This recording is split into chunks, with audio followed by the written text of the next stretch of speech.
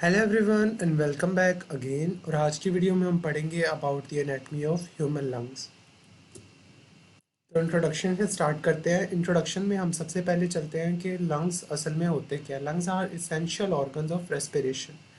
हमारी बॉडी के अंदर जो एक इसेंशियल फिनोमेना है दैट इज़ द रेस्पिरेशन, उसके अंदर लंग्स का बहुत इंपॉर्टेंट रोल होता है। ठीक है, अब ये अटैच कैसे होते हैं हार्ट के साथ और ट्रेकिया के साथ बाय द पल्मोनरी लिगामेंट्स। अब लंग्स के रेस्पिरेशन के अलावा और कौन से इंपॉर्टेंट फंक्शन होते हैं, उसमें हमारे पास दो जो हैं वो इम्पोर्टेंट फंक्शन आ जाते हैं। फर्स्ट है regulation of blood pH. Blood के अंदर जो पीएच है उसको मेंटेन करना होता है लंग्स ने। दूसरा फिल्टरिंग ऑफ हार्मफुल सब्सटेंसेस। जितने भी हार्मफुल सब्सटेंसेस हैं वो एक्सक्रीट होते हैं और एक्सक्रीशन के 3 से 4 हमारे पास परमानेंट रास्ते हैं। First of all fecal route, उसके बाद यूरिनरी ट्रैक, उसके बाद हमारा प्रेस्पिरेशन यानी कि स्वेटिंग के ज़रिए से, और जो लास्ट है वो है हमारे लंग्स। अब बात करते हैं कि लंग्स के अंदर नॉन रेस्पिरेटरी टिश्यू कौन सा होता है। पहले इसकी तरफ चलते हैं, फिर हम लंग्स के रेस्पिरेटरी टिश्यू की तरफ चलेंगे। तो नॉन रेस्पिरेटरी इसके अंदर होते हैं ब्रोंकियल आर्टरीज, ठीक है, और ब्रोंकियल वेन्स। नाम से ज़ाहिर कर रही हैं कि ये लंग्स की ब्लड सप्लाई है। ब्रोंकियल आर्टरीज जो है ये लंग्स की तरफ ऑक्सीजनेटेड ब्लड लेकर आएंगी और ब्रोंकियल वेन्स डीऑक्सीजनेटेड ब्लड को वापस हार्ट में ले जाएंगी। जबकि जो पल्मोनरी वेन्स हैं उनका फंक्शन बिल्कुल उल्ट है। पल्मोनरी वेन्स वो वेन्स हैं जिन्होंने लंग्स से जो ब्लड ऑक्सीजनेट हो चुका है उसको वापस हार्ट की तरफ लेकर जाना है ताकि वो पूरी बॉडी को डिलीवर किया जाए। अब लंग्स जो हैं वो डायफ्राम के ऊपर रेस्ट करते हैं जो कि कन्वेक्स सरफेस होती है। अब क्योंकि दो लंग्स हैं तो दोनों लंग्स की एनाटॉमी काफ़ी डिफरेंट है। तो सबसे पहले इनके कंपैरिजन की तरफ ही चलते हैं। तो राइट लंग जो है ये लार्ज और हैवियर होता है और शॉर्टर और वाइडर भी होता है। यानी एक तो ये हैवी है, दूसरा ये छोटा और चौड़ा यानी कि वाइडर है। अगर लेफ्ट लंग की बात करें इन कंपैरिजन तो लेफ्ट लंग जो है वो लॉन्गर है और नैरोअर है। अब राइट लंग के अंदर 3 लोब होते हैं। 3 लोब कौन कौन से? अपर, मिडल और लोअर। जबकि अगर लेफ्ट लंग की बात करें तो उसके अंदर सिर्फ 2 ही लोब होते हैं, अपर एंड लोअर। अगर राइट लंग की बात करें तो उसके अंदर 2 फिशर होते हैं, ओब्लिक और हॉरिजॉन्टल। लेफ्ट लंग के अंदर क्योंकि 2 लोब होते हैं तो एक ही फिशर उनको 2 लोब्स में डिवाइड करती है और उस फिशर का नाम है ओब्लिक फिशर। अब अगर बात करें राइट लंग की तो इसके अंदर क्योंकि 3 लोब्स हैं तो 3 लोबर ब्रोंकाई होंगे और आगे वो 3 लोबर ब्रोंकाई 10 सेगमेंटल ब्रोंकाई में डिवाइड हो जाएंगे। आगे मैं आपको बताऊंगा कि सेगमेंटल ब्रोंकाई या ब्रोंको पल्मोनरी सेगमेंट असल में होते क्या हैं। अगर लेफ्ट लंग की बात करें तो उसके अंदर 2 लोब्स होते हैं तो 2 लोबर ब्रोंकाई होंगे और 8 से 10 जो है वो सेगमेंटल ब्रोंकाई हो सकते हैं। अब हमने बात कर ली थी कि नॉन रेस्पिरेटरी जो है वो कंपोनेंट्स कौन से हैं लंग्स के। अब रेस्पिरेटरी कंपोनेंट्स यहाँ पर बात करते हैं।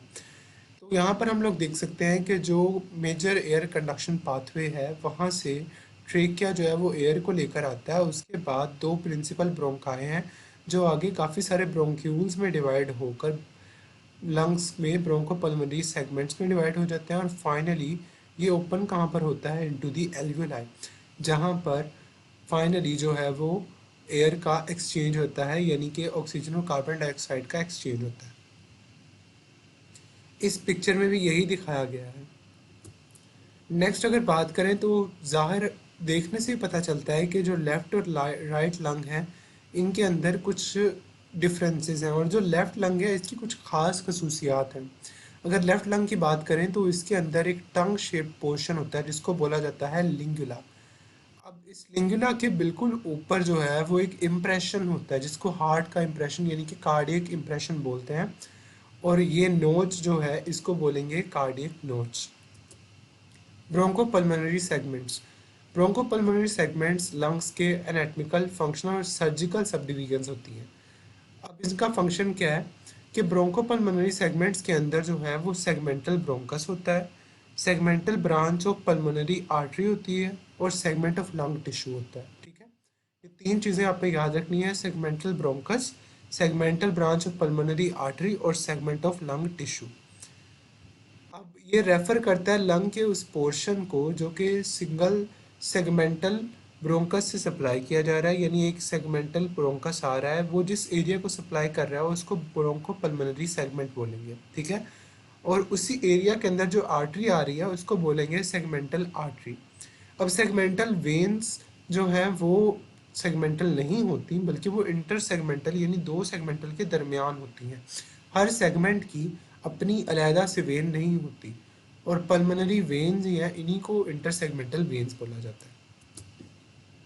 अब लेफ्ट लंग की सबसे पहले राइट लंग की सबसे पहले बात करते हैं। तो यहाँ पर जो लंग्स के सेगमेंट हैं वो दिखाए गए हैं। हमने बात की कि राइट लंग के अंदर 3 लोब्स हैं, अपर, मिडल और लोअर।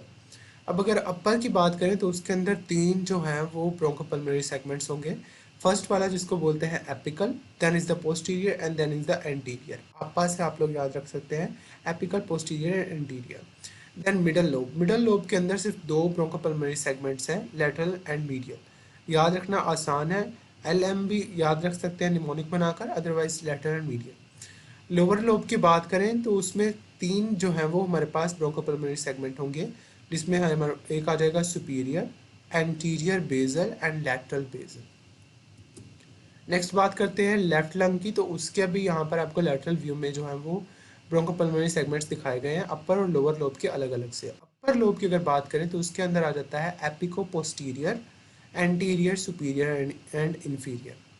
लोअर लोब की बात करें तो उसमें आ जाएगा superior, lateral basal and anteromedial basal, ठीक है। अब अगर बात करते हैं क्लिनिकल कोरिलेट्स की, यानी कि ऐसी कौन सी जो है वो क्लिनिकल पॉइंट ऑफ व्यूज़ हैं जहाँ पर लंग्स बहुत ज़्यादा इंपॉर्टेंट होते हैं, तो सबसे पहले जो डिजीज़ आती है उसे बोला जाता है निमोनिया।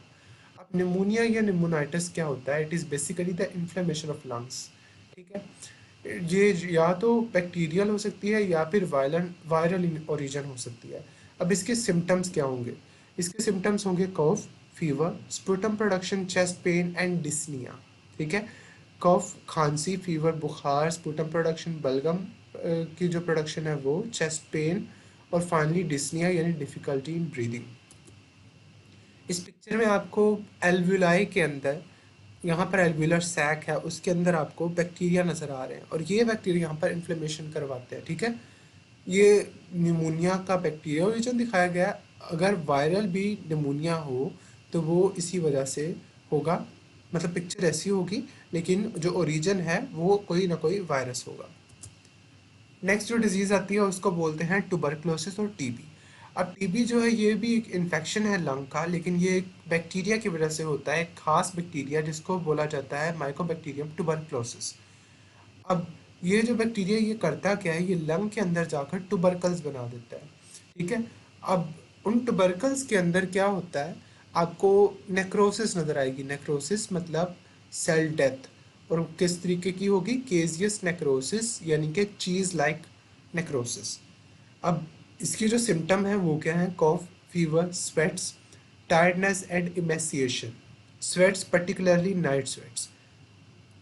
इस पिक्चर में आपको लंग्स का एक्सरे दिखाया गया है, एंट्रोपोस्टीरियर व्यू, और यहाँ पर आपको दिखाए गए हैं लंग्स के नीचे वाले जो लोब्स हैं, वहाँ पर दोनों के जो लोअर लोब्स हैं वहाँ पर आपको क्या नज़र आ रहा है कि यहाँ पर जो है वो ट्यूबरक्लोसिस हुआ है। नेक्स्ट क्लिनिकल कोरिलेट आ जाता है पल्मोनरी एडीमा। अब एडीमा का मतलब होता है फ्लूइड अकोमोलेशन, और पल्मोनरी मतलब इनटू द लंग्स। तो लंग्स के एल्विलाई के अंदर अगर फ्लूइड अकोमोलेट हो जाए तो उसको पल्मोनरी एडीमा बोलते हैं सिंपली, ठीक है। अब ये स्वेलिंग होती है लंग्स की, जो कि लंग्स टॉक्सिन की वजह से काज होती है। अब ये टॉक्सिन्स क्या करते हैं, ये कैपिलरी परमिएबिलिटी को चेंज कर देते हैं। कैपिलरी ज़्यादा परमिएबल जब होगी तो उसके अंदर से फ्लूइड निकल के एक्स्ट्रासेलुलर मैट्रिक्स में आ जाएगा। अब जब वो एक्स्ट्रासेलुलर मैट्रिक्स में आ गया तो वो अकोमोडेट हो जाएगा इनटू द एल्वेलाई। अब ये क्यों हो सकता है? इसके काफ़ी सारे रीजंस हैं, लेकिन जो पर्टिकुलर रीजंस हैं वो आती हैं माइट्रल स्टेनोसिस और लेफ्ट वेंट्रिकुलर फेलियर। इस कंडीशंस में क्या होगा कि हार्ट के अंदर क्योंकि पैथोलॉजी है, तो पल्मोनरी वेन्स जो हैं वो ब्लड को हार्ट के अंदर प्रॉपरली ड्रेन नहीं कर पा रही, तो उसकी वजह से बैक फ्लो बढ़ेगा, और उसकी वजह से कैपिलरी परमिएबिलिटी इंक्रीज होने की वजह से एडीमा हो जाएगा।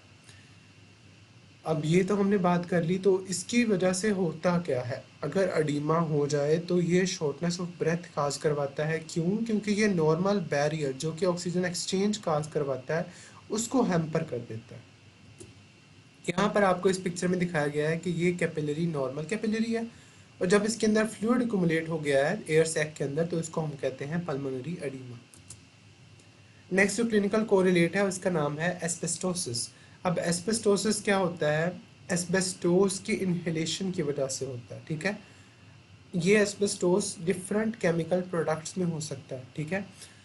अब ये जो पार्टिकल्स हैं ये अकोमुलेट होते हैं लंग्स के अंदर और इरिटेशन और इन्फ्लेमेशन काज करवाते हैं, और इनकी जो सिम्टम्स हैं वो क्या होती हैं? Cough, chest pain, high risk of lung cancer. जब रिपीटेड इरिटेशन होती है तो लंग्स के टिश्यू को बार बार रैपिडली डिवाइड करना पड़ता है, उनको सिग्नल्स मिलते हैं डिवीजन के। तो अगर वो अनकंट्रोल्ड प्रोलिफरेशन हो जाए तो फाइनली लंग्स का कैंसर हो जाएगा। इस पिक्चर में आपको दिखाया गया है कि यहाँ पर जो है वो एस्बेस्टोस फाइबर्स पड़े हैं जो कि लंग्स को इरिटेट कर रहे हैं। नेक्स्ट क्लिनिकल कोरिलेट आता है atelectasis. Atelectasis means simply collapse of lungs. अब कोलैप्स किस वजह से हो सकता है? या तो जो एयर पैसेजेस हैं वो ब्लॉक हो गए हैं, या वेरी शैलो ब्रीदिंग हो रही है, या फिर एनेस्थीसिया या प्रोलॉन्ग बेड रेस्ट की वजह से भी एटिलेक्टेसिस हो सकता है। अब एटिलेक्टेसिस की ये कॉमन काजेज हैं। हाइपोवेंटिलेशन डिक्रीज वेंटिलेशन, जिसकी वजह से लंग्स जो है वो कंप्रेस हो जाएंगे। कंप्रेशन, कोई चीज़ आ गई है जिसने लंग टिश्यू को दबाकर छोटा कर दिया, तो उसकी वजह से भी एटिलेक्टेसिस हो जाएगी। देन आ जाता है एयरवे ऑब्स्ट्रक्शन। कहीं पर एयरवे ऑब्स्ट्रक्ट हो गया है तो जो लंग है उनकी ऑटोमेटिकली एट्रोफी होना शुरू हो जाएगी, तो एटिलेक्टेसिस हो जाएगी। एडहीगन्स, एडहीगन्स बन गई हैं तो उसकी वजह से भी एटिलेक्टेसिस हो जाएगी। एटिलेक्टेसिस एक मेजर डिफरेंस नज़र आता है आपको दोनों लंग्स के साइज़ में, यानी ये आप देख सकते हैं कि एक नॉर्मल लंग है और ये एटिलेक्टेसिस हुआ है, ठीक है। नेक्स्ट जो क्लिनिकल कोरिलेट है उसका नाम है लंग कैंसर। अब लंग कैंसर जो है इसकी दो मेजर टाइप्स होती हैं, small cell and non small cell carcinoma. अब ये अपनी हिस्ट्री पर, जो हिस्टोलॉजी है उस पर बेस करके इन सेल टाइप्स को डिवाइड किया जाता है। जो स्मॉल सेल कार्सिनोमा ये 20% होता है, और ये बहुत जल्दी अग्रेसिवली ग्रो करके जो है वो क्या करता है, वो डेथ काज करवा देता है, ठीक है। जबकि जो नॉन स्मॉल सेल कार्सिनोमा ये 80% होता है, और ये फर्दर होता है स्क्वेमस सेल कार्सिनोमा टाइप का और अडीनो कार्सिनोमा का। अब जो स्क्वेमस सेल है ये सेल रिलेटेड है, जबकि जो अडीनो कार्सिनोमा है ये होता है हमारे पास जो ग्लैंड्स रिलेटेड अडीनो कार्सिनोमा, और bronchoalveolar large cell carcinoma, ठीक है। Its symptoms include chronic cough, coughing up blood, shortness of breath, chest pain and weight loss. यहाँ पर आपको दिखाया जा रहा है कि ये वाला पोर्शन जब आप लंग्स की बायोप्सी करते हैं तो उसमें आपको लंग्स का कैंसर विजिबल हो जाता है।